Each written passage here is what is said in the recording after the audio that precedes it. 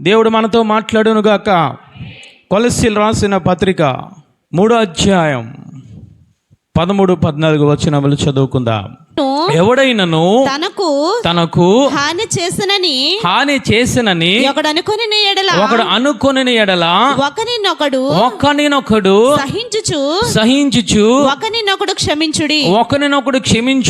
ప్రభువు మిమ్మును క్షమించులాగున మీరును క్షమించుడి. వీటన్నిటిపైన పరిపూర్ణతకు అనుబంధమైన ప్రేమను ధరించుకొనుడి. క్రీస్తు అనుగ్రహించు సమాధానము మీ హృదయములలో ఏలచుండనీయుడి. ఇందుకొరకే మీరు ఒక్క శరీరముగా పిలువబడితిరి. హల్లెలూయా. ఈ వాక్యముతో పరిశుద్ధాత్మ దేవుడు మనతో మాట్లాడునుగాక. మీరు ఏక శరీరముగా మీరు పిలువబడితిరి. ఏమి చేస్తే ఆయన మనల్ని పిలుస్తారు ఏక శరీరముగా అంటే, ఒకరినొకరు సహనము కలిగి ఉండాలి, ఒకరినొకరు క్షమించుకునే భావము కలిగి ఉండాలి, ఒకరినొకరు ప్రేమించుకునే భావము కలిగి ఉండాలి. ఈ 3 లక్షణములు కలిగి ఉంటే నీలో క్రీస్తు సమాధానం అనేది ఏలుబడి చేస్తుంది. ఎప్పుడైతే క్రీస్తు సమాధానం అనేది ఏలుబడి చేస్తుందో నీవు ఆయన కూడా ఏ విధముగా ఉంటారయ్యా అని అంటే ఆయన అంటూ ఉన్నారు, మీ హృదయములో సమాధానము ఏలనీయుడి. ఇందుకొరకే మీరొక్క శరీరముగా పిలవబడితే. చప్పట్లు కూడా దేవాది దేవుని స్తుతిద్దాం. హల్లెలూయా. మీరు ఆయన శరీరములో మీరు ఉండాలి అని అంటే, ఆయన శరీరములో అవయవాలుగా ఉండాలంటే అందుకొరకే మీరొక శరీరముగా పిలవబడితే. మనం ఎవరి శరీరంలో సగభాగం అని అంటే దేవుని శరీరంలో సగభాగం. అంటే ఆయన ఆనందంలో పాలుపంపులు పొందాలి అనన్నా, ఆయన యొక్క సంతోషంలో పాలుపంపులు పొందాలన్నా, ఆయన పరలోక రాజ్యంలో పాలుపంపులు పొందాలన్నా, ఆయన ఆ యొక్క విందులో మనము పాలుపంపులు పొందాలన్నా, ఆయన మనల్ని వివాహము చేసుకోవాలన్నా మనం ఏ విధముగా ఉండాలనంటే ఆయన ఒక్క శరీరమై ఉండాలి. హల్లెలూయా. ఒక్క శరీరమై ఉండాలి అనంటే ఏమి కలిగి ఉండాలి? ఒకరినొకరు అని మాట్లాడుతున్నారు. ఒకరునంటే ఆయన ఒకరు, రెండవదిగా మనము. మన దగ్గర ఇంకొకరు ఉన్నారు. ఎవరనంటే మన పొరుగు వారందరూ. హల్లెలూయా. అంటే ఆయన రాజ్యములోనికి మనం వెళ్ళాలి అనంటే నీవు నేను కలిగి ఉండవలసింది ఏమిటేనంటే, ఒకటి సహనము కలిగి ఉండాలి. ఆయన పేరే సహన మూర్తి. రెండవదిగా క్షమాపణ గుణము కలిగి ఉండాలి. ఆయన ఎలాంటి దేవుడు అయ్యానంటే క్షమించే దేవుడు.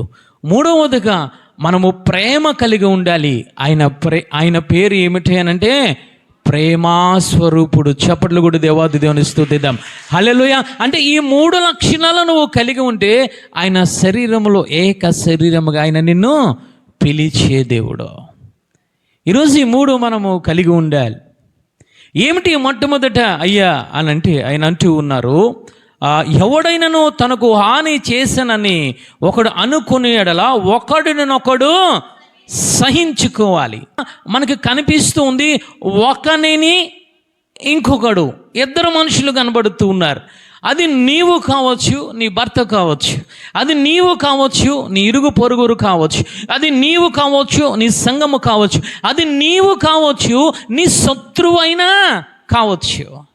ఏమి చేయాలి అనంటే నీవు ఇంకొకరిని పై సహనము కలిగి ఉండాలి, నీవు ఇంకొకరిని క్షమించే గుణము కలిగి ఉండాలి, నీవు ఇంకొకరిని ప్రేమించే గుణము కలిగి ఉండాలి. హల్లెలూయా. ఈ 3 గుణములు కలిగి ఉంటే దేవుని శరీరమై ఉన్నావు. అందుకోసం ఆయన నిన్ను పిలిచారనైనా మాట్లాడుతున్నారు. హల్లెలూయా. ఇదే విషయాన్ని ఎఫెసీయులు రాసిన పత్రిక పక్కనే ఉంటుంది చూడండి తల్లి. 4వ అధ్యాయం 32వ వచనం చదువుకుందాం. 4వ అధ్యాయం 32వ వచనం. ఒకని ఎడల ఒకడు చదువమ్మా. ఒకని ఎడల ఒకడు ఒక్కని ఎడల ఒకడు దయ కలిగి కరుణాహృదులై క్రీస్తునందు దేవుడు మిమ్మల్ని క్షమించిన ప్రకారము మీరును ఒకరినొకరు క్షమించుకోనండి. హల్లెలూయా.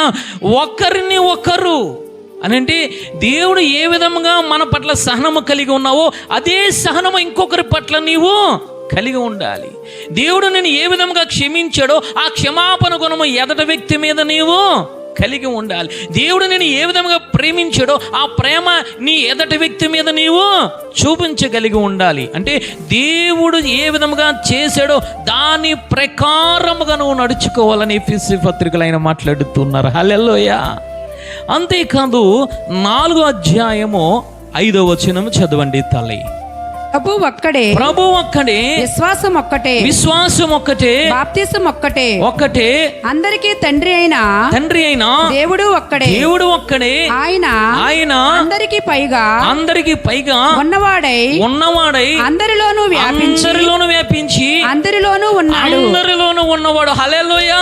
ఆయన అందరిలోనూ వ్యాపించాడు, అందరిలోనూ ఉన్నాడు. హల్లెలూయా. అందరికీ దేవుడై ఉన్నాడు. ఆయన అంటూ ఉన్నారు బాప్తిసం ఒక్కటే, రక్షణ ఒకటే, ఆత్మ ఒకటే, విశ్వాసం ఒకటే, పరిశుద్ధత ఒకటే, అన్ని ఒక్కటే. హల్లెలూయా.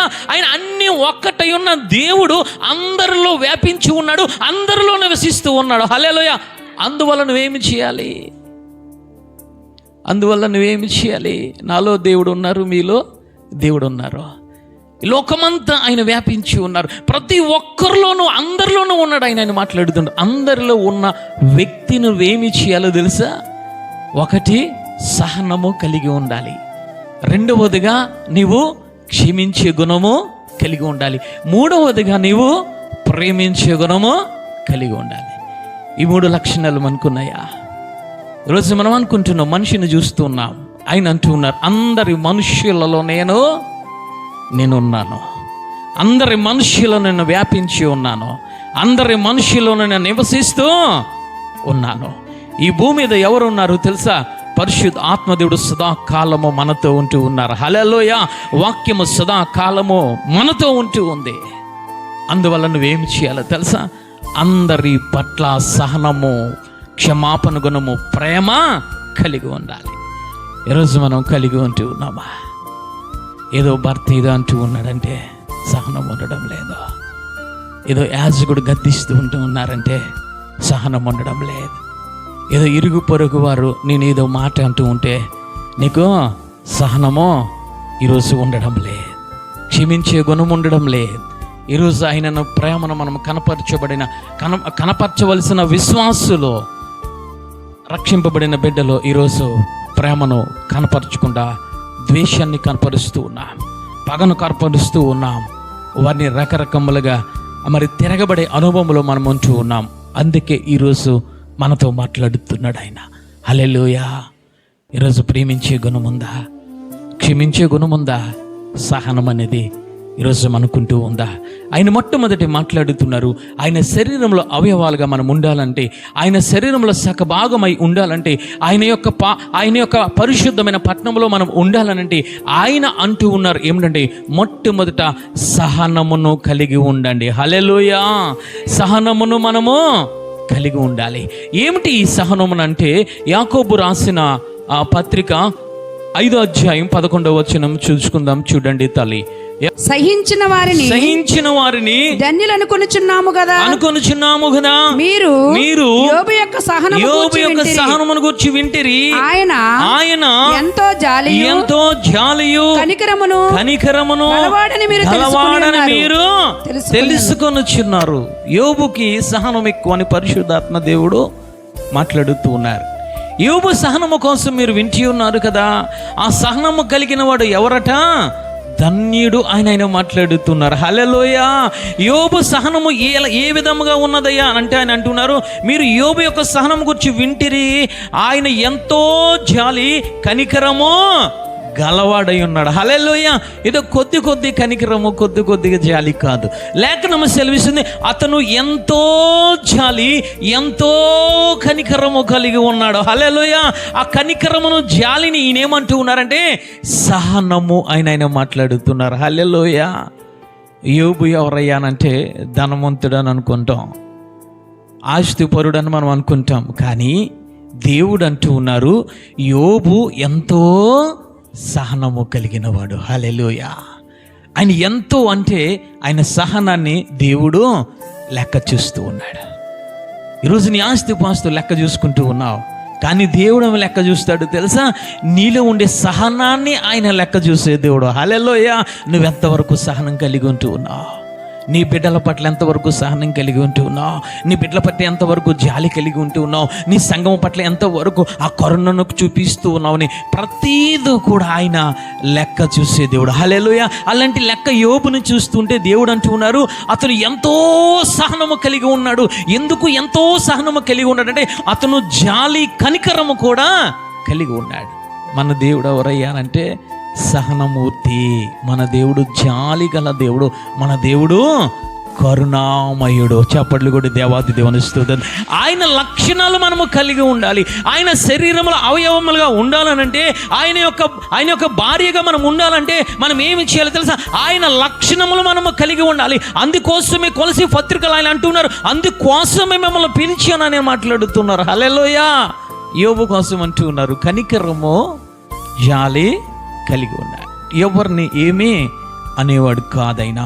ఒకసారి యోబు గ్రంథము 22వ అధ్యాయము 4వ వచనం చూడండి తల్లి. అక్కడ ముగ్గురు స్నేహితులు ఆయన దగ్గరికి వచ్చి, ఆయన యందు భయభక్తులు కలిగి ఉన్నందున ఆయన నిన్ను గద్దించునా నీ భయభక్తులను బట్టి ఆయన నీతో వ్యాజ్యమాడునా నీ చెడుతనము గొప్పది కాదా నీ దోషములు మితిలేనివి కావా నీ దోషము మితిలేని కదా. ఎవరు మాట్లాడుతున్నారంటే ముగ్గురు స్నేహితులు కూడా యోబు గారితో మాట్లాడుతున్నారు. ఏమిటనంటే, నువ్వు దేవుని యందు భయభక్తులు కలిగి లేవయ్యా. ఆయన యందు భయభక్తులు కలిగి ఉన్నందున ఆయన నిన్ను గద్దించిన, అంటే నిన్ను గద్దించడానికి, నీకు ఈ శ్రమలు కలగడానికి, ఈ వేదన కలగడానికి గల కారణం ఏమిటయ్యానంటే ఆ ముగ్గురు స్నేహితులు మాట్లాడుతున్నారు, నువ్వు దేవుని యందు భయము, భక్తి కలిగి లేవు. రెండవదిగా ఆయన అంటూ ఉన్నారు, నీతో వ్యాజ్యమాడుతాడైనా, నీతో ఆయన మంచి అభిప్రాయాన్ని కలిగి ఉంటాడు కదా, నీ పట్ల ఎందుకు చెడు అభిప్రాయాన్ని కలిగి ఉన్నారంటే నీలో భయము, భక్తి లేదు. ఇంకొక అడుగుకు ముందు వేసి వారు అంటూ ఉన్నారు, నీ చెడుతనము చాలా గొప్పదైపోయింది, అంతేకాదు నీ దోషము మిత్తి లేనిది అయిపోయింది. ఈ మాటలు ఎవరైనా నీ రక్త సంబంధులు అంటూ ఉంటే, ఈ మాటలు ఎవరైనా నీ భర్త ఈ విధముగా అంటూ ఉంటే, నువ్వు పాపం చేస్తూ ఉన్నావు, మితిలేనిగా నీ పాపం అయిపోయింది, నువ్వు దేవుని యందు భయభక్తులు లేవు అని చెప్పి ఎవరైనా నీ ఆత్మీయ స్థితిని ఎరిగి నిన్ను ప్రేమించే వ్యక్తి నీతో మాట్లాడుతుంటే మనం ఏమి చేస్తాం? వెంటనే తిరగబడతాం. వెంటనే అన్నగూడని మాటలు మనం అంటూ ఉంటాం, పలుకుతూ ఉంటాం. అతని కోసం ఎంతవరకు ఆ చెడు అభిప్రాయాన్ని నువ్వు కలిగి ఉన్నావో, ఆ చెడు అభిప్రాయం నువ్వు కలిగి ఉండడమే కాదు, ఆ యొక్క దేశమంతా, ప్రపంచమంతా, రక్త సంబంధాలంతా, పట్టణమంతా వాడు నన్ను ఆ విధముగా అన్నాడు, నన్ను పాపినన్నాడు, నన్ను దుర్మార్గునన్నాడు, నన్ను దుష్టుడన్నాడు, నేను ఎక్కువ పాపం చేస్తూ ఉన్నానట, నేను దేవుని యందు భయభక్తులు లేని వాడిగా నేను కనబడుతున్నానంట, ఆ విధంగా కుటుంబం కనబడుతూ ఉన్నానని చెప్పి ఊరు వాడంతా చాటుతో. కానీ యోబుని అంటూ ఉన్నారు, నువ్వు భయభక్తులు లేవు, అందుకే దేవుడు నీతో వ్యాజ్యమాడుతున్నాడు, నీ పాపము గొప్పదైపోయింది, మితిలేని పాపము నువ్వు చేసేవు కాబట్టి అందుకే ఈ శ్రమలు వస్తూ ఉన్నాయి, అందుకే ఈ కన్నీరు వస్తుంది, అందుకే నీ పిల్లలు చనిపోయారు, అందుకే నీ ఆస్తిపాస్తు పోయింది, అందుకే నీ ఆరోగ్యము చెడిపోయిందని చెప్పి ఏమి చేస్తున్నారంటే ఆ యోబుని నిందిస్తూ ఉన్నారు. కానీ యోబు ఏమి చేశాడో తెలుసా? 42వ అధ్యాయము 10వ వచనం చూడండి తలే. 42వ అధ్యాయం 42వ అధ్యాయము మరియు చదువమ్మా. యోబు తన స్నేహితుల నిమిత్తము ప్రార్థన చేసినప్పుడు యెహోవా అతని క్షేమస్థితిని మరలా అతనికి దయచేసెను. చప్పట్లు కూడా దేవాతి దేవుని స్తుతిద్దాం. అలాంటి వ్యక్తుల కోసం యోబు గారు ఏమి చేస్తున్నారు తెలుసా? ప్రార్థన చేస్తున్నాడు. ఆయన ప్రార్థన చేస్తున్నాడు, కన్నీరు కారుస్తున్నాడు. అయ్యా, నా యొక్క స్నేహితుల కోసం నేను ప్రార్థన చేస్తున్నాను, నేను కన్నీరు కారుస్తున్నానయ్యా, నేను సహనము కలిగి ఉన్నాను. వారేదో దూషిస్తూ ఉన్నారని చెప్పి నేను దూషించడం లేదు, వారేదో అంటూ ఉన్నారని చెప్పి నేను 10 మాటలు నా స్నేహితులు అనడం లేదయ్యా. వారికి తెలియక చేశారు కాబట్టి ఇదిగో వారి పట్ల నేను జాలి చూపుతున్నాను, వారి పట్ల నేను కనికరము చూపుతున్నాను, వారి పట్ల నేను సహనము చూపుతున్నాను అని చెప్పి ఆ 3 స్నేహితుల కోసము ఆ యొక్క యోబు గారు ప్రార్థన చేయడం మొదలుపెట్టారు. హల్లెలూయా. ఈరోజు నువ్వు ప్రార్థన చేస్తూ ఉన్నావా? సహనము కలిగి ఉందా? నీ శత్రువుల పట్ల జాలి కలిగి ఉంటూ ఉన్నావా? నేను 10 మాటలు మాట్లాడుతున్నారు, నేనేమి చేస్తూ ఉన్నానంటే వారి 10 మాటలు మాట్లాడారు కాబట్టి నేను 100 మాటలు మాట్లాడాలి. వాడు ఏదో మాట్లాడాడు కాబట్టి నేను ఇంకా ఎక్కువ మాట్లాడాలి. వాడు నా మీద శత్రుభావము కలిగి ఉన్నాడు కాబట్టి నేను ఇంకా ఎక్కువ శత్రుభావము కలిగి ఉండాలని చెప్పి కరుణ, జాలి, సహనము లేకుండా మనం ఏమి చేస్తున్నామంటే వారి మీద దాడి చేస్తూ ఉన్నాం, వారితో తగాదాలు పెట్టుకుంటూ ఉన్నాం. సహనం అనేది మనము చూపించడం లేదు. అందుకే యాకోబు పత్రికలు ఆయన అంటూ ఉన్నారు, యోబుని జ్ఞాపకం చేస్తూ యోబు సహనమును అయినా జ్ఞాపకం చేస్తున్నారు. యోబు సహనము ఎలాంటిది తెలుసా? జాలి కలిగి ఉన్నాడు. యోబు ఎలాంటి వాడు తెలుసా? ఇతరుల పట్ల కరుణ కలిగి ఉన్నాడు. హల్లెలూయా. ఈరోజు అటువంటి జీవితాన్ని మనం గడుపుతున్నామా తల్లి? ఈరోజు పరిశుద్ధాత్మ దేవుడు నీతో నాతో మాట్లాడుతున్నాడు. ఎంతవరకు సహనము కలిగి ఉంటూ ఉన్నాం? ఎంతవరకు జాలి కలిగి ఉంటున్నాం? ఎంతవరకు కరుణను మనము కలిగి ఉంటూ ఉన్నాం? ఆయన సంఘములో నువ్వు చేర్చబడ్డావనంటే, ఆయన స్వరూపములోనికి నువ్వు మార్చబడ్డావనంటే నువ్వు కలిగి ఉండవలసింది ఏమిటో తెలుసా? ఒకరినొకరు సహనము కలిగి ఉండాలి. నీ భర్త మీద నువ్వు సహనము కలిగి ఉండాలి. నిన్ను ఆ భర్త నేను ఏమి చేస్తాడు? విసిగిస్తూ ఉంటాడు, నీకు ఇష్టం లేని పనులన్నీ చేస్తూ ఉంటాడు, నేను ఒక్కొక్కసారి గద్దిస్తూ ఉంటాడు, ఒక్కొక్కసారి నిన్ను తిడుతూ ఉంటాడు, ఒక్కొక్కసారి నిన్ను కొడుతూ ఉంటాడు. కానీ నువ్వేమి చేయాలో తెలుసా? ఆ నశించిపోతున్న ఆత్మ కోసము, నీ భర్త కోసము, నీ పిల్లల కోసము, నీ సంఘము కోసము, నీ గ్రామస్తుల కోసం ఏమి చేయాలో తెలుసా? ఉపవాసం ఉండి నువ్వు కన్నీరు కచ్చి నువ్వు ప్రార్థన చేయడమే సహనము కలిగి ఉండడం. హల్లెలూయా. ఇది ఉండాలి, ఈ సహనము కలిగి ఉండాలి. దేవుడు ముఖం మీద ఉమ్మి వేస్తున్నా, అందరూ వ్యభిచారి అంటూ ఉన్నా, అందరూ నువ్వు దొంగ అంటూ ఉన్నా, అందరూ నువ్వు దెయ్యాలకు అధిపతి అంటూ ఉన్నా, రకరకాల మాటలు వినబడుతున్నా దేవుడు వారి కోసము ప్రార్థన చేయడం మొదలుపెట్టారు. హల్లెలూయా. సహనము కలిగి ఉండాలి తల్లి. సహనం అనేది లోపిస్తూ ఉంది, సహనం అనేది కనబడడం లేదు. క్రైస్తవులో కనబడవలసింది ఏమిటంటే సహనము కలిగి ఉండాలి. హల్లెలూయా. నిన్ను అన్న వారి పట్ల నువ్వు సహనము కలిగి ప్రార్థన చేయడమే జాలి కలిగి ఉండడం. నువ్వు కరుణ కలిగి ఉండి వారి మీద ప్రార్థన చేయడం, వారి కుటుంబము కోసము సహనము కలిగి ఉండడం. హల్లెలూయా. అబ్రహాము గారు దేవుడు మాట్లాడుతున్నాడు, విడిచిపెట్టి నేను చూపించే దేశానికి వెళ్ళు. వెళ్ళిన తర్వాత కొంత దూరం వచ్చిన తర్వాత లోతు విడిపోయాడని చెప్పి విరోధ భావము అబ్రహాము గారు కలిగి ఉండలేదు. లోతు కోసం ఏమి చేస్తున్నాడో తెలుసా? సహనము కలిగి ఉండి ప్రార్థన చేస్తూ ఉన్నాడు. హల్లెలూయా. నా రక్త సంబంధి నాతో గొడవ పెట్టుకొని వెళ్ళిపోయాడు, నా రక్త సంబంధి నన్ను వద్దనుకొని వెళ్ళిపోయాడు, నా రక్త సంబంధి నా నుంచి నా నుండి వెళ్ళిపోయాడని చెప్పి కోపము పెంచుకోలేదు. అతను జాలి కనికరము పెంచుకొని సహనము కలిగి ఉండి దేవునికి ప్రార్థన చేస్తుండే. అయ్యా 50 మంది, అయ్యా 40 మంది, అయ్యా 10 మంది ఉంటే రక్షిస్తావా? సహనము. అబ్రహాము సహనము కలిగి ఉన్నాడు. ఈరోజు నీ సంఘము పట్ల సహనము కలిగి ఉంటూ ఉన్నావా?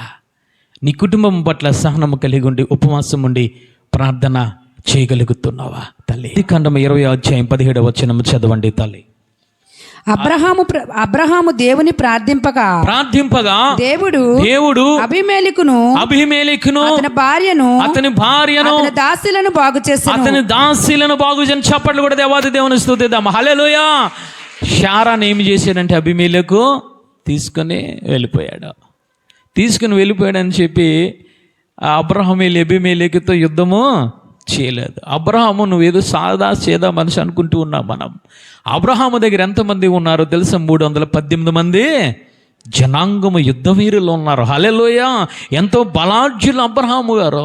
కానీ ఈ బలం ఉన్నది, నా దగ్గర పనివారు ఉన్నారని చెప్పి అబీమెలెకును చంపేద్దామని చూడలేదు, అబీమెలెకు దగ్గర యుద్ధముకు వెళ్దామని చూడలేదు. కానీ ఏమి చేస్తున్నాడు తెలుసా? రాత్రంతా ఉపవాసం ఉండి కన్నీరు గారుస్తూ ఉన్నాడు. హల్లెలూయా. అయ్యా అబీమెలెకును ఒక్కసారి జ్ఞాపకము చేసుకో. దేవుడు అబీమెలెకుతో రాత్రి స్వప్న మందు మాట్లాడుతున్నాడు. శారా మీద చేయేస్తే జాగ్రత్త. శారాను తీసుకువెళ్ళి అబ్రహాము దగ్గరికి నువ్వు అప్పచెప్పు. అతను ఏమి చేస్తున్నాడో తెలుసా? నీ మీద కోపం లేదు, నీ మీద విరోధభావం లేదు, నీతో యుద్ధము చేయడం లేదు. అతను నీ పట్ల సహనము కలిగి ఉండి ఆ రాత్రంతా ఉపవాసం ఉండి అబ్రహాము ప్రార్థన చేస్తూ ఉన్నాడు నీ కోసము. వెళ్ళు అంటే వెంటనే వెళ్ళి శారాను అప్పచెప్పిస్తాడు. హల్లెలూయా. వెంటనే ఏమి జరిగిందో తెలుసా? అబీమెలెకు యొక్క సంతాన గర్భములను దేవాది దేవుడు తెరిచాడు. హల్లెలూయా. సంతానమును కలిగి చేశాడు. సహనం అంటే అది తల్లి.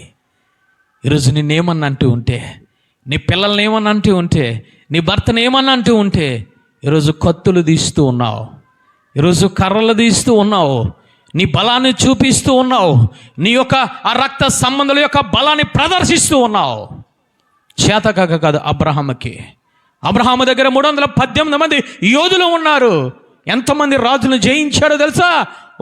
ఒక్కడు వెళ్ళి 5 రాజులను జయించాడు. ఈరోజు నీ కులం ఎక్కువైపోయింది, ఈరోజు నీ రక్త సంబంధం ఎక్కువైపోయింది, నీ బలం ఎక్కువైపోయింది, నీ అధికారం ఎక్కువైపోయింది. ఇష్టానుసారంగా ప్రవర్తిస్తూ ఉన్నావేమో. సహనము లేకుండా దేవాతి దేవుడు పరిశుద్ధాత్మ దేవుడు సంఘముతో మాట్లాడుతూ ఉన్నాడు. నిష్టానుసారంగా ప్రవర్తించడానికి ఆయన నిన్ను కొనుక్కోలేదు. నిష్టానుసారంగా ప్రవర్తించడానికి ఆయన నీకు రక్తం ఇవ్వలేదు. నిష్టానుసారంగా ప్రవర్తించడానికి ఆయన నీకు ఆత్మనివ్వలే. సహనము కలిగి ఉండి వారి కోసం నువ్వు ప్రార్థన చేస్తావని ఆయన నేను కోరుకున్నాడు తల్లి. ఈరోజు అబ్రహాము సహనము కలిగి ఉన్నామా? యోబు గారు సహనము కలిగి ఉండి ఈరోజు ప్రార్థన చేయగలుగుతున్నామా?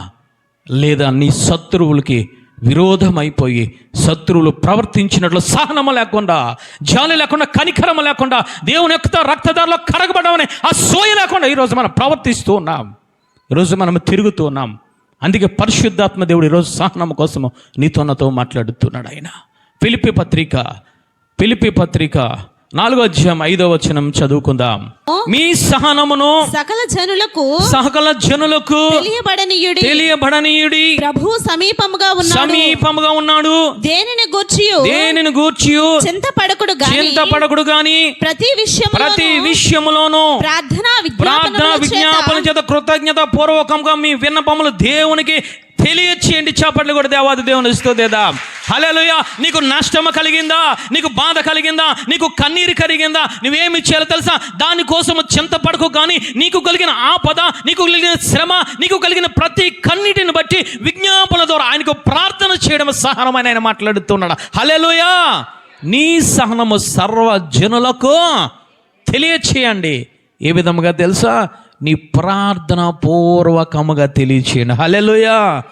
అయ్యో ఆమె ప్రార్థన పూర్వాలు ఆమెను ఏమన్నా అంటే దేవుడు కలుగు చేసుకుంటాడు.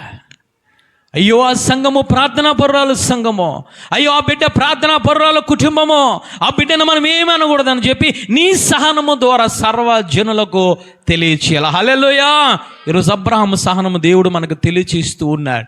ఆ యోబు యొక్క సహనము దేవుడు మనకు తెలియజేస్తూ ఉన్నాడు. గల కారణం అంటే వారు సహనము కలిగి ప్రవర్తించారు. హల్లెలూయా. వారిలో ఉన్నది జాలి, వారిలో ఉన్నదే కనికరము కలిగి ఉండాలి. ఈరోజు మనము కలిగి ఉంటున్నామా తల్లి? రెండవదిగా ఆయన మాట్లాడుతున్నారు. మొదటిది ఒకరినొకరు సహనము కలిగి ఉండాలి. రెండవదిగా ఒకరినొకరు క్షమాపణ గుణము కలిగి ఉండాలి. హల్లెలూయా. అన్నీ కలిగి ఉంటాం కానీ ఇది మాకు దూరం అండి. క్షమించమండి మేము. నువ్వు క్షమించబోతే దేవుడు నిన్ను క్షమించడు, అది గుర్తుపెట్టుకో. నీ పాపములు ఆయన క్షమించాడు. కానీ నువ్వు ఎదుటి వ్యక్తిని నువ్వు క్షమించకపోతే ఆయన మరలా నీ పాపను జ్ఞాపకం చేసుకుని క్షమించడు. జాగ్రత్త, లేఖనం సెలవిస్తుంది. ఒకసారి మనము చూద్దాం. మత్తయి సువార్త 18వ అధ్యాయం 27వ వచనం. 18వ అధ్యాయం. దాసుని యజమానుడు, చదువమ్మా. ఆ దాసుని యజమానుడు కనికరపడి వానిని విడిచిపెట్టి వాని అప్పు క్షమించెను. అయితే ఆ దాసుడు బయటకు వెళ్ళి చాలు తల్లి. అక్కడ ఒకసారి మనం చూసినట్లయితే 33 చదువు తల్లి. 33.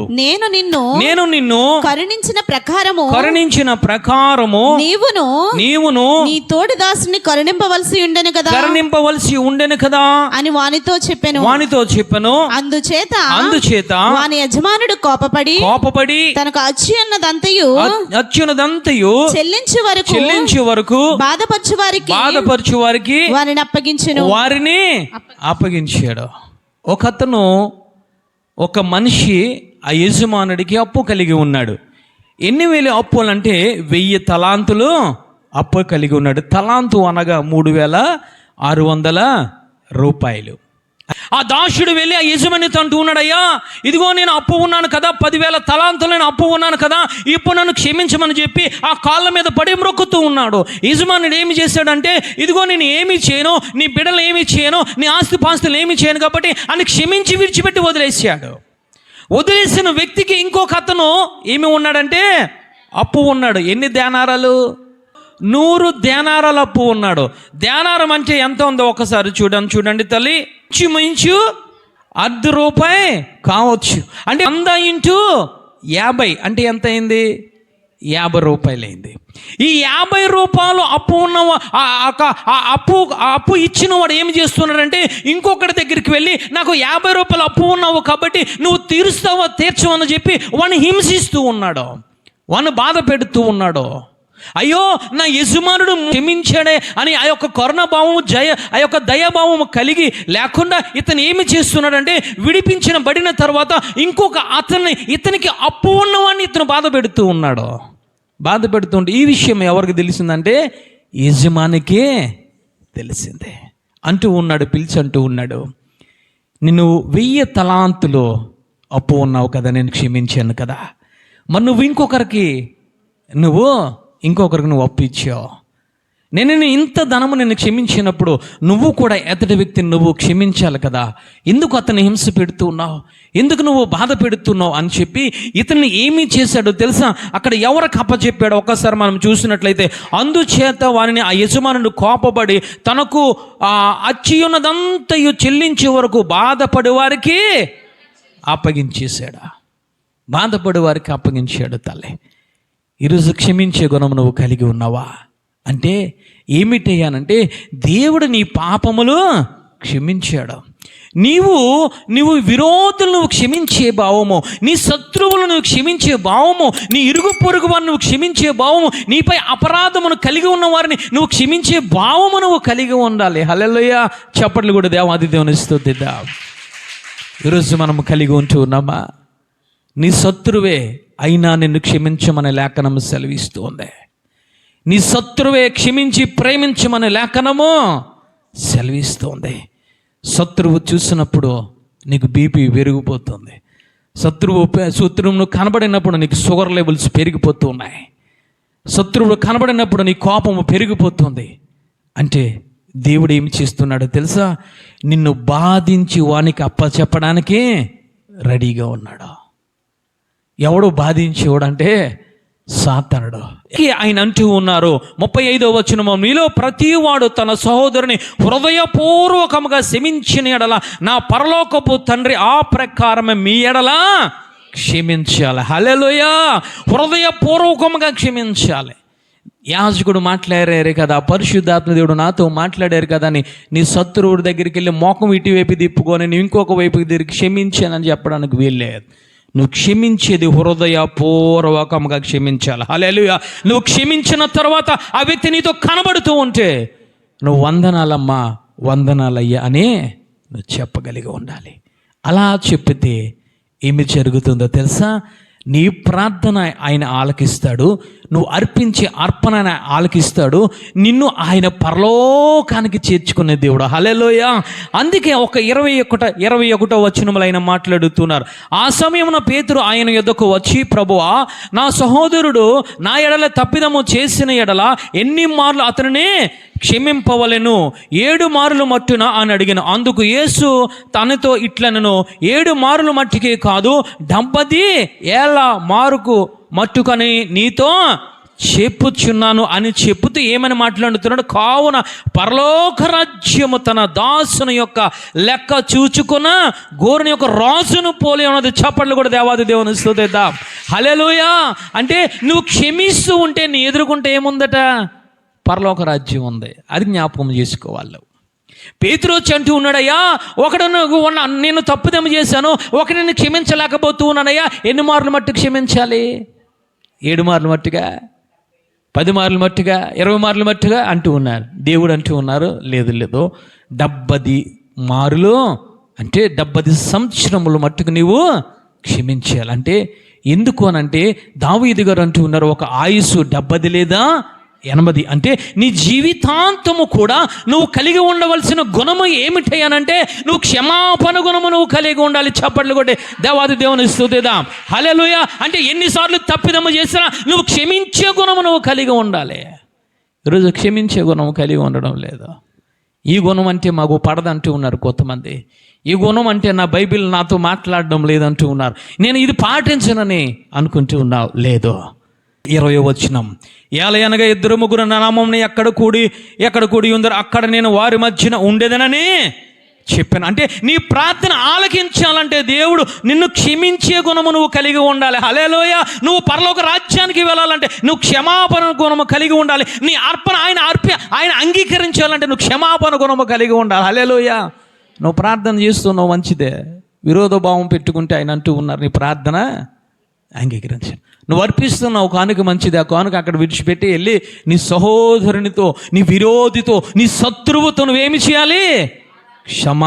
క్షమాపణ గుణము కలిగి ఉండి అప్పుడు ప్రార్థన చేయి, అప్పుడు అర్పించు, అప్పుడు దేవుడు నీతో మాట్లాడుతాడు, అప్పుడు పరలోక రాజ్యం నీదని ఆయన మాట్లాడుతున్నాడు. హల్లెలూయా.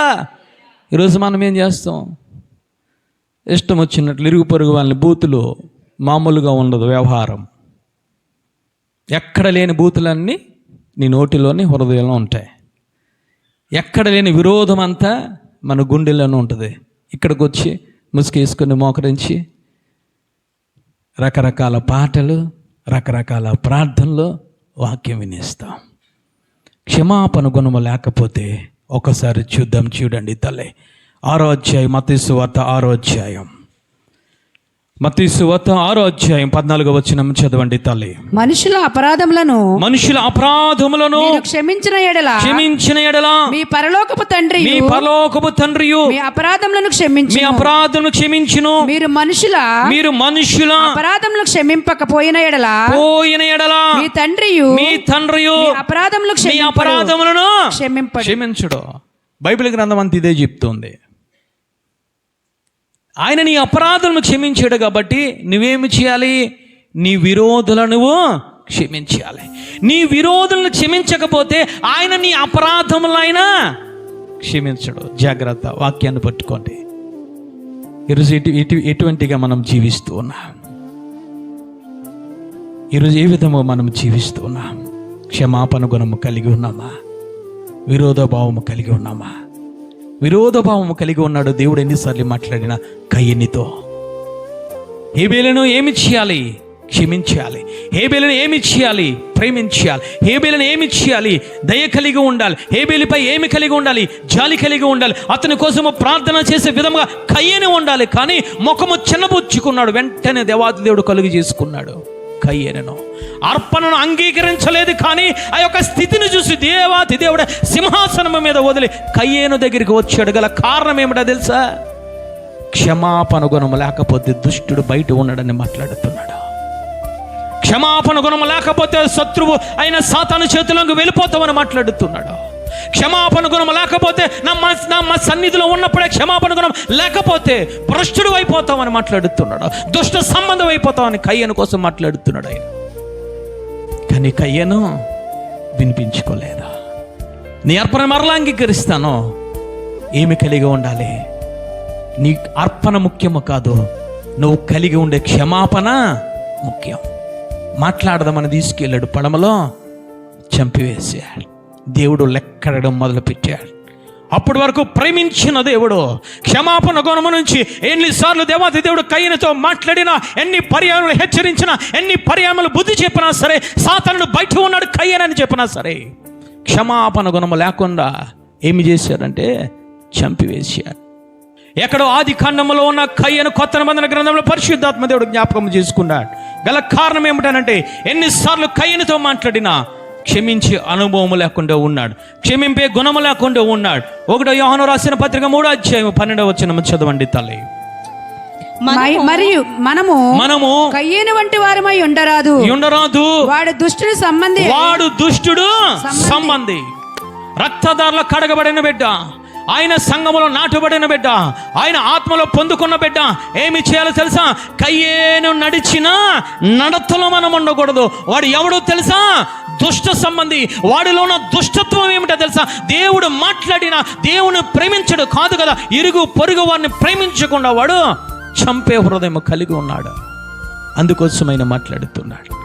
ఈరోజు క్షమాపణ గుణము కలిగి ఉన్నావా తల్లి? ఈరోజు ఆయన అంటూ ఉన్నారు, ఆయన నీ అపరాధములను క్షమించాలంటే మొదట నీ శత్రువులను నీవు క్షమించాలి. ఈరోజు అటువంటి జీవితాన్ని, అనుభవాన్ని మనము కలిగి ఉన్నామా? ఆ విధంగా మనము జీవిస్తూ ఉన్నామా? అందుకే ఆయన అంటూ ఉన్నారు, ఒకరిని ఒకరు క్షమించుకోవాలి. మనము ఒకరినొకరు మొదట సహనము కలిగి ఉండాలి, ఒకరిని ఒకరు తర్వాత క్షమించి అనుభవము కలిగి ఉండాలి తల్లి. దేవుడు జక్కయ్యని క్షమించాడు. అక్కడ ప్రజలందరూ అంటూ ఉన్నారు, పాపి అయిన జక్కయ్య. దేవునితోనే ఉన్నారు, దేవునితోనే నడుస్తూ ఉన్నారు, దేవుని దగ్గర ఉంటూ ఉన్నారు, దేవుని వాక్యం వింటూ ఉన్నారు, దేవుని చేసిన ఆశ్చర్య కార్యములు చూస్తూ ఉన్నారు, దేవుని అద్భుత కార్యములు చూస్తూ ఉన్నారు. వారు అంటూ ఉన్నారు, ఏంటి పాపి అయిన జక్కయ్యతో దేవుడు నడుస్తూ ఉన్నాడు, మాట్లాడుతూ ఉన్నాడేంటి? ఈరోజు ఏ విధముగా మనం అంటూ ఉన్నాం? రక్షింపబడిన బిడ్డలే, ఆయనతో సహవాసం చేసిన బిడ్డలే ఈరోజు క్షమాపణ లేని జీవితాన్ని కలిగి ఉంటూ ఉన్నాం. దేవుడే క్షమిస్తే నువ్వు క్షమించడానికి ఏమైంది? దేవుడే మాట్లాడుతూ ఉన్నాడు, ఓ పాపి అయిన జక్కయ్య అని మాట్లాడుతున్నాడు. ఆ పాపితో నడుస్తూ ఉన్నాడు. దేవుడు క్షమించే గుణము కలిగి ఉన్నాడు. చప్పట్లు కూడా దేవాది దేవుడు స్తుతిద్దాం. హల్లెలూయా. ఈరోజు దేవుడే క్షమిస్తూ ఉంటే విశ్వాసులకు నచ్చడం లేదు. ఈరోజు దేవుడే కనికరము, దేవుడే దయ చూపిస్తూ ఉంటే ఈరోజు మనం అంటూ ఉన్నాం, వాడు వ్యభిచారని మాట్లాడుతున్నాం, వాడు దొంగని మాట్లాడుతున్నావు, వాడు హంతకుడు అని మాట్లాడుతున్నావు, వాడు తాగుబోతుడని నువ్వు మాట్లాడుతున్నావు. అంటే క్షమాపణ గుణము లేదు మనకి. ఆయన వాక్యాన్ని వింటూ ఉన్నాం, ప్రార్థన చేస్తూ ఉన్నాం, ఆయన సహవాసము కలిగి ఉన్నాము, కానీ క్షమాపణ గుణం అనేది ఉండడం లేదు తల్లి. ఈరోజు దేవుడు నీతో నాతో మాట్లాడుతున్నాడు. ఎతటి వ్యక్తిని క్షమించే గుణము నీలో కలిగి ఉందా? ఎతటి వ్యక్తిని ప్రాణమును బలికొని కయ్యను వంటి స్వభావం నీలో ఉందా? ఆయన మాట్లాడుతున్నాడు. రాళ్ళు చేత్తో పట్టుకొని వచ్చేసారు ఒక స్త్రీ, ఈమె వ్యభిచారము చేస్తుంది, ఈమె పాపము చేస్తుంది. దేవుడు అంటూ ఉన్నాడు, వాళ్ళు ఏం చేయలేదు కదా, నేను కూడా ఏమీ చేయను, ఇంకెప్పుడు పాపము చేయకు తల్లి, ఆ పాపము చేయకు. దేవుడు క్షమించాడు. కానీ వారందరూ రాళ్లతో కొట్టడానికి వచ్చారు. దేవుడు అంటూ ఉన్నాడు, మొదట పాపము చేయవాడు. ఎందుకు ఆ మాట మాట్లాడుతున్నారంటే నీలో క్షమాపణ గుణము లేదయ్యా. నువ్వు ఒకప్పుడు పాపము చేసావు, నువ్వు ఒకప్పుడు వ్యభిచారము చేసావు, నువ్వు ఒకప్పుడు దొంగతనము చేసావు, దేవుడికి వ్యతిరేకముగా ఉన్నావు, కోపము కలిగి ఉన్నావు. కానీ నీ అపరాధమును క్షమించాను నేను, నీ పాపములని తీసివేశానే, నీతో నేను మాట్లాడనే, నా సహవాసంలో నువ్వు ఉన్నవే, నువ్వు ప్రార్థన జీవితంలో ఉన్నవే, వాక్యాన్ని వింటూ ఉన్నవే, అయినా రాళ్ళు పట్టుకొని ఎందుకు తిరుగుతున్నావు? ఈరోజు రాళ్ళు పట్టుకుని తిరగట్లేదు, నాలికన భుజాన్ని వేసుకొని తిరుగుతున్నారు, రకరకాల మాటలు పట్టుకొని తిరుగుతున్నారు. ఎతడి వ్యక్తిని నిందించేది, ఎతడి వ్యక్తి పాపాన్ని ఎత్తి చూపేది, ఎతడి వ్యక్తి పాపాన్ని చిత్రీకరించే దౌర్భాగ్య స్థితిలో మనం ఉంటూ ఉన్నాం. దేవుడు అంటూ ఉన్నాడు, పాపము చేయని వాడు మొదట రాయివే. నువ్వు పాపము చేసావు, ఆయన క్షమించాడు. ఎతట పాపములు ఎందుకు నువ్వు క్షమించలేకపోతున్నావు? నీ శత్రువులు ఎందుకు నువ్వు క్షమించలేకపోతున్నావు? తల్లి, దేవుడు ఏమి చేస్తున్నారో తెలుసా? సిలువ వేస్తూ ఉంటే ఆయన వేదనలో, ఆ యొక్క శాపకరమైన జీవితంలో, ఆ బాధకరమైన జీవితంలో, ఆ పాప భారాన్ని మోసే రక్తశక్తమైపోయిన ఆ యొక్క జీవితంలోంచి, అనుభవంలోంచి నోరు తెరిచి ఆయన మొట్టమొదటి మాట ఏమిటో తెలుసా? వీరేమి చేయుచున్నారో వీరు ఎరుగురు గనక వీరినే క్షమించాలి. క్రైస్తవుడు కొండవలసిన లక్షణము సహనముతో పాటు క్షమించే గుణము కలిగి ఉండాలి. క్రైస్తవుడికి ఆస్తుపాస్తులు లేకపోవచ్చు, క్రైస్తవుడికి అందచందము లేకపోవచ్చు, క్రైస్తవుడికి ఈ లోకంలో ధనధాన్యం లేకపోవచ్చు, కానీ దేవుని దృష్టిలో ఐశ్వర్యవంతుడు ఎవడునంటే ఒకటి సహనము కలిగి ఉన్నవాడు, రెండవది క్షమాపణ గుణము కలిగి ఉన్నవాడు. ఆయనంటూ ఉన్నారు, నేను మీ పాపములు ఏ విధముగా క్షమించను, మీరు ఆ విధముగా పాపములు ఎదుటి వారి పాపములను క్షమించండి. క్షమించని ఎడల మీ పాపములు దేవుని దృష్టిలో నిలిచి ఉండిపోతాయి. జాగ్రత్త, నిలిచి ఉండిపోతాయి. అందుకే ఆయన అంటూ ఉన్నారు ఏమిటనంటే, ఒకరినొకరు మీరు సహనము కలిగి ఉండండి, ఒకరిని ఒకరు మీరు క్షమించుకునే గుణము కలిగి ఉండండి. ఈరోజు సహనము లేదా? దేవుణ్ణి అడుగు తల్లి. ఈరోజు క్షమాపణ గుణము లేదా? దేవుణ్ణి అడుగు తల్లి. ఈరోజు దేవుడు నీతో నాతో మాట్లాడుతున్నాడు. నువ్వు ప్రార్థన పరుడువే, బాప్తీసం తీసుకుని ఎన్నో సంవత్సరములు అయింది, దేవుని సంఘానికి నిరంతరం వస్తున్నావు, నిరంతరం ప్రార్థన చేస్తున్నావు, నిరంతరం వాక్యం చదువుతున్నావు, నిరంతరము కానుకలు ఇస్తూ ఉన్నావు, కానీ అంతరంగంలో సహనము లేకపోతే, అంతరంగంలో క్షమాపణ గుణము లేకపోతే పరలోక రాజ్యము నీది కాదు. పేతురుతో మాట్లాడుతున్నారా? నీ జీవితాంతం నువ్వు క్షమిస్తే ఎదురుగుంటే ఏముందో తెలుసా? పరలోక రాజ్యం ఉంది. అందుకైనా అంటూ ఉన్నారు, ఆయన శరీరంలో ఏకమైన ఆ విధముగా ఆయన నిన్ను పిలుస్తూ ఉన్నారు. మీరు పిలవబడ్డారు ఎందుకు తెలుసా? ఒక శరీరముగా యేసు క్రీస్తు ప్రభువులో, తండ్రిలో, ఆత్మలో ఒక శరీరముగా ఉండడానికి పిలవబడ్డారు. కాబట్టి మీలో ఉండవలసిన సహనము, మీలో ఉండవలసిన క్షమాపణ గుణము కలిగి ఉంటే మీకు సమాధానము కలిగి ఉండి ఆయన ఒక్క శరీరంలో మనం పాలు భాగస్తులై ఉంటాము. తల్లి, అందరూ లేచి నిలబడి ప్రార్థన చేసుకుందా. ఈరోజు దేవాతి దేవుడు రెండు విషయాలు నీకు తెలియజేశాడు తల్లి. ఆయన పిలుపు ఏమిటో తెలుసా? నిన్ను నన్ను ఆయన శరీరంలోనికి చేర్చుకోవడానికి, ఆయన నిన్ను నన్ను ఏక శరీరముగా పిలవడానికి ఆయన నిన్ను పిలిచారు తల్లి. ఎప్పుడు ఏక శరీరముగా ఉంటావనంటే, ఒకటి ఆయన కలిగి ఉన్న సహనము నువ్వు కలిగి ఉండాలి, రెండవదిగా ఆయన ఉన్న ఆ యొక్క క్షమాపణ గుణము నువ్వు కలిగి ఉండాలి. ఇంకా నీ శత్రువులు ఎవరైనా ఈ భూమి మీద ఉంటే వెళ్ళి క్షమాపణ అడుగు తల్లి. ఇంకా సహనము లేకపోతే నువ్వు సహనము కలిగి ఉండి తల్లి. క్షమాపణ గుణము లేకపోతే అపరాధి అయిపోతావు. క్షమాపణ గుణము లేకపోతే కయ్యేను నడిచిన నడతను నడుస్తున్నావు. దేవుడు కయ్యేను జ్ఞాపకం చేస్తూ అంటూ ఉన్నాడు, వాడు దుష్ట సంబంధి. ఎన్నిసార్లు మాట్లాడినా, ఎన్నిసార్లు గద్దించినా క్షమాపణ గుణము లేకుండా, ప్రేమను కలిగి ఉండకుండా తన తమ్మునైన హేబేలును చంపాడు. అటువంటి జీవితంలో నువ్వు ఉంటూ ఉన్నావేమో. దేవాతి దేవుడి రాత్రికాల సమయంలో నీతో నాతో మాట్లాడాడు తల్లి. నీ శత్రువులను క్షమించాలి, నీ శత్రువుల పట్ల సహనము కలిగి ఉండాలి, నీ శత్రువులను పట్ల నువ్వు ఆ యొక్క ప్రార్థన జీవితం, ఉపవాస జీవితము కలిగి ఉండి వారి మార్పు కోసం నువ్వు ప్రార్థన చేయగలిగి ఉండాలి తల్లి. నీ శత్రువులను క్షమించే గుణము కలిగి ఉండాలి. దేవాతి దేవుడు శిలువ మీద మాట్లాడిన మొట్టమొదట, వీరేమి చేస్తున్నారు వీరికి తెలియట్లేదు అయ్యా, వీరిని ఎవరిని హింసిస్తూ ఉన్నారో, ఎవరిని బాధ పెడుతూ ఉన్నారో వీరికి తెలియడం లేదయ్యా, వీరిని క్షమించమని ఆయన మొట్టమొదటి మాట్లాడారు తల్లి. వీరు క్షమాపణ గుణము కలిగి ఉన్నావా? ఈరోజు ఎటువంటి జీవితాన్ని మనము కలిగి ఉన్నాము తల్లి. అందరి నోరు తెరుద్దామా? అందరి నోరు తెరుద్దామా? నువ్వు సహనము కలిగి ఉండి క్షమాపణ గుణము కలిగి ఉంటేనే ఆయన నీ ప్రార్థన ఆలకిస్తాడు. నువ్వు గమనించాలి. నీ అర్పణలు అర్పిస్తాడు, నువ్వు ఆలోచన చేయాలి. నువ్వు క్షమాపణ గుణము కలిగి ఉంటేనే ఆయన పరలోక రాజ్యం అని ఆయన మాట్లాడుతున్నాడు తల్లి. పరలోకపు తండ్రి నీ పాపములు క్షమించిన ప్రకారము నీ శత్రువులను క్షమించాలి. నీ శత్రువుల పట్ల సహనము కలిగి ఉండాలి. నీ శత్రువుల పట్ల క్షమాపణ గుణము కలిగి ఉండాలి తల్లి. ఇది దేవుడు చూపించిన ప్రేమ, ఇది దేవుడు చూపించిన ఆజ్ఞలివి, ఇవి దేవుడు చూపించిన మాటలివి, ఈ దేవుడు నీకు నాకు నేర్పిన, లోకానికి నేర్పిన ఇవి కట్టడలు ఇవి తల్లి.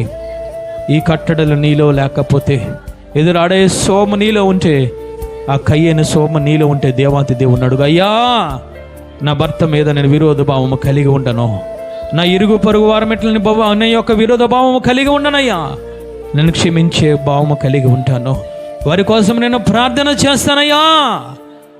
ఒకసారి జ్ఞాపకం చేసుకో తల్లి. క్షమించే అనుభవం నువ్వు కలిగి ఉన్నావా? నీ గుండెల మీద చేయి వేసుకుని నువ్వు చెప్పగలవా, నా శత్రువులను క్షమించాను, నా శత్రువులను ప్రేమిస్తున్నాను, నా శత్రువుల పట్ల నీ సహనము కలిగి ఉన్నానని నువ్వు చెప్పగలవా తల్లి? నువ్వు చెప్పితే ధన్యుడివి.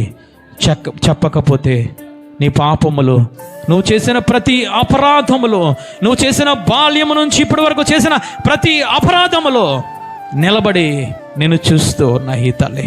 ఎందుకనంటే ఆయన నీ పాపములు ఇంకా క్షమించలేదు.